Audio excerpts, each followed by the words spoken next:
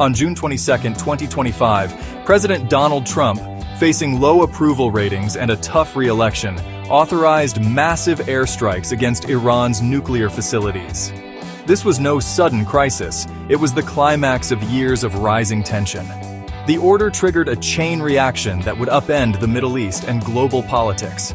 With memories of past confrontations like the Soleimani assassination still fresh, American warplanes launched their attack. Trump's move was as much about projecting strength at home as it was about foreign policy. The strikes instantly rallied his political base, transforming criticism into support among Republicans. The message: America would not tolerate a nuclear-armed Iran. It was a high-stakes gamble, risking a wider war in hopes of a quick, decisive result. Diplomacy was abandoned for brute force as the 2015 nuclear deal faded into history.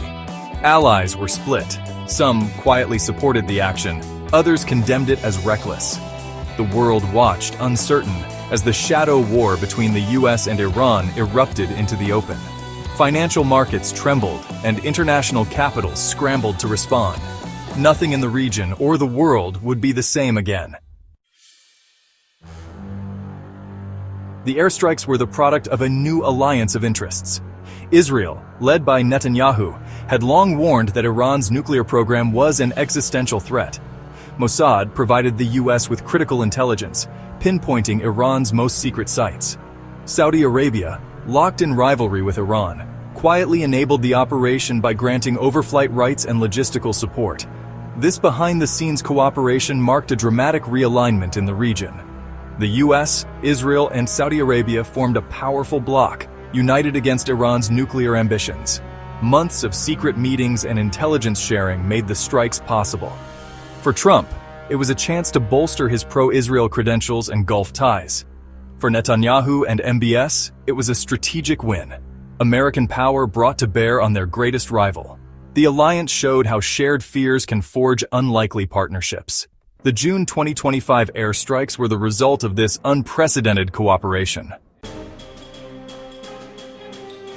The attack was swift and overwhelming.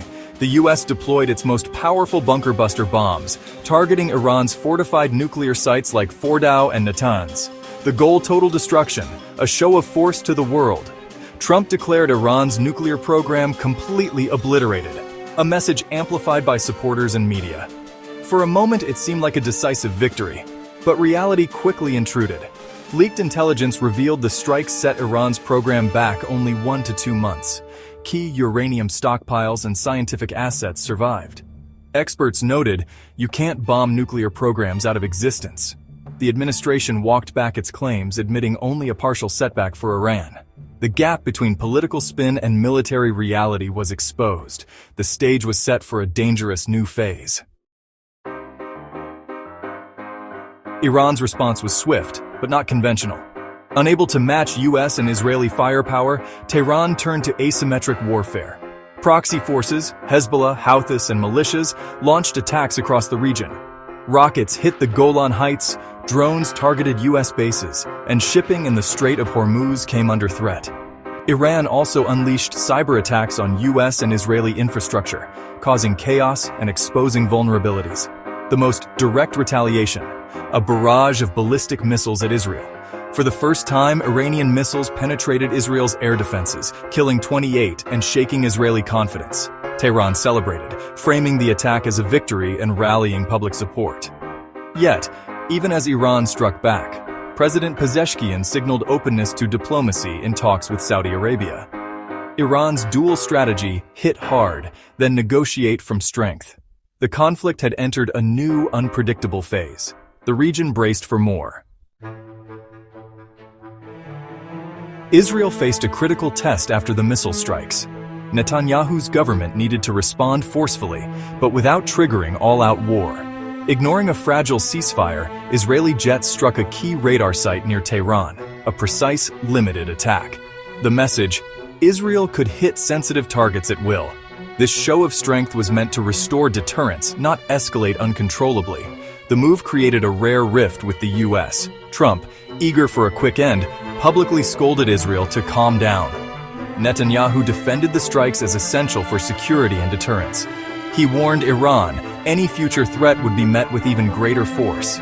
Israel's endgame was clear: make the cost of aggression unbearable for Iran. The rules of engagement had changed. The region teetered on the edge. The strikes on Iran drew immediate condemnation from Russia and China. Moscow denounced the attacks as violations of international law and seized the chance to challenge U.S. power. China, worried about oil supplies and regional stability, called for restraint, but echoed criticism of American aggression. Both nations saw opportunity in the chaos. Russia and China moved to deepen ties with Iran, offering political and economic support. They positioned themselves as defenders of sovereignty and stability, countering U.S. influence. The crisis became a new front in the global power struggle. Iran, emboldened by support from Moscow and Beijing, stood firm. The Middle East became a proxy battleground for great power rivalry. The world was dividing into competing blocs. The stakes had never been higher. After 12 days of war, a fragile ceasefire took hold, but tensions simmered.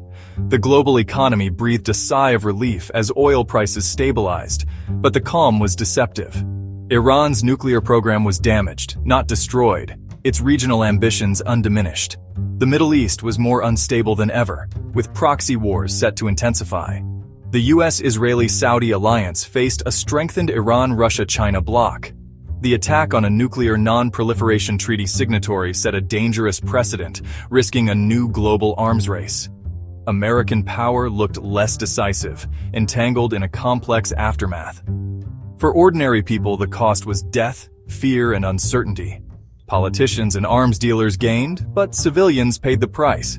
The world was left to question: who truly benefits from these wars? As the dust settled, the future looked more uncertain than ever. The only certainty: the world had changed, and not for the better.